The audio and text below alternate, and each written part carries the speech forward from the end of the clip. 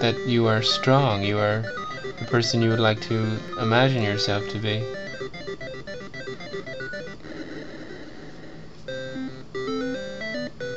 Those are the real riches that lie at the end of the alleyway.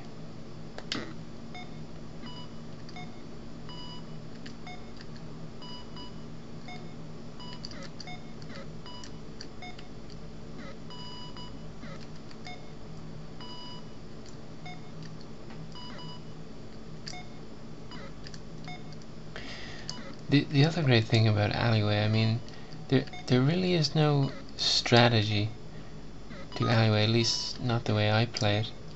And really that's how I approach life as well. I just catch the ball. I mean, what is life really but keeping the ball in the air? Sometimes many balls, you know, a job, a family, you know, everything like that. Just a ball you have to just keep in the air. I mean, gravity keeps, you know, pulling it down, threatening to unravel the whole thing. But you just keep that thing in the air, you know. Even if your paddle is shrunk, you keep it in the air. And I mean, there's really no point saying, oh, I'm going to take out this brick and this brick, I'm going to keep it in the air. Because, I mean, that ball, it goes where it wants to go, you know, and there's no stopping it. I mean, the ball is like life, you know. I mean, you can't do that in life, obviously. But there you go. That's really the only difference. Well, the pause maybe is just like, you could cheat with that, but don't do that. The pause is just like taking a rest and just asking yourself, you know, what am I doing? That's called the glide shot, by the way.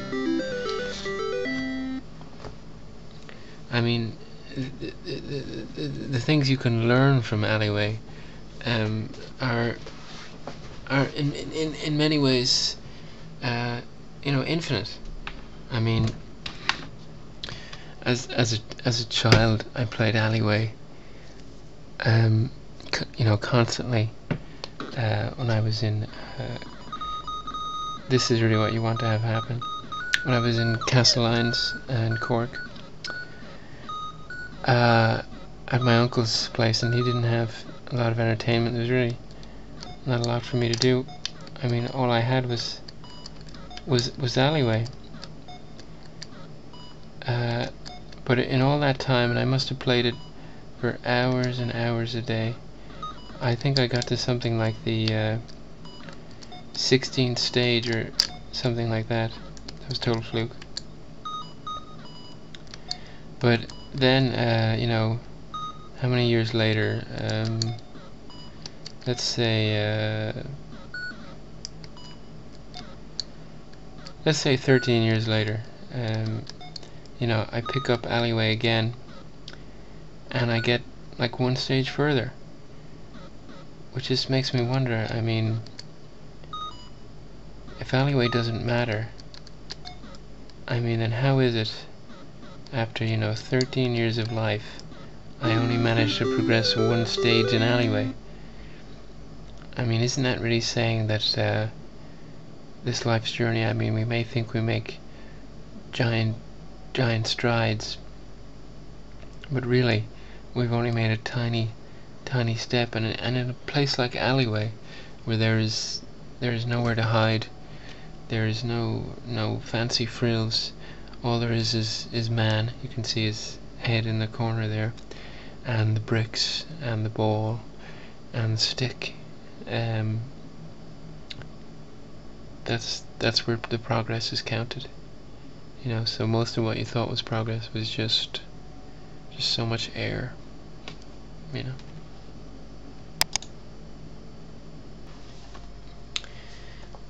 Alleyway is the best game in the world. Better than Zelda, any Zelda game. better than any Grand Theft Auto game, better than Silent Hill, any Silent Hill game, better than any Final Fantasy game, better than GoldenEye, better than Halo, better than Gears of War, better than any Metal Gear Solid.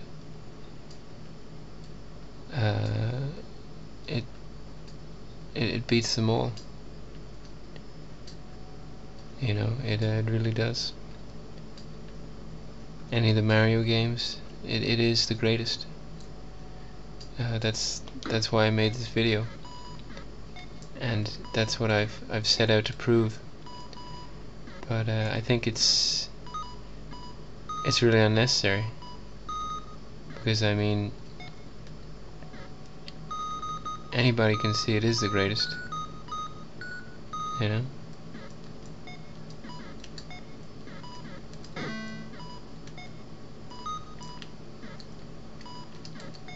I mean, my friend, when I was a child, you know, he beat me up for breaking his copy of Alleyway. And I think the reason he did that is because, you know, he'd had hard times in his life, you know. He'd lost a parent.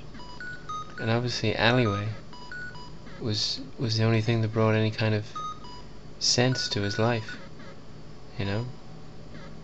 I suppose his feeling was that if he could beat Alleyway, he could beat anything, you know. And he beat me. I mean, you can't buy those kind of memories. But this is what Alleyway does to people.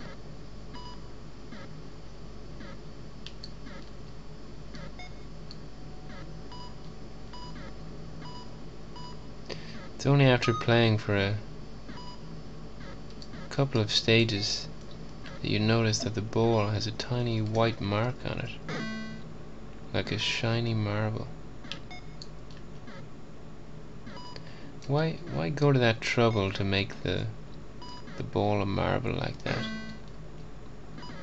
I think in a way it's to create the connection between, you know, the original games, the first games really, that children would have played with marbles and sticks and stones, and make that connection between what you're playing now, to show that really there is no difference, you know.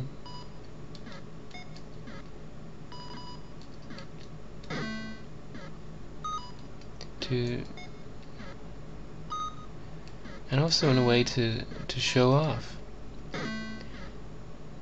Here is a stick and ball that you'll never lose. It's still the same stick and ball that I used 13 years ago, and it can be recreated in here, you know. It's amazing. And there you have it, folks. My first death, stage 9. I believe it was at age 9 that it really started to sink in that I would die.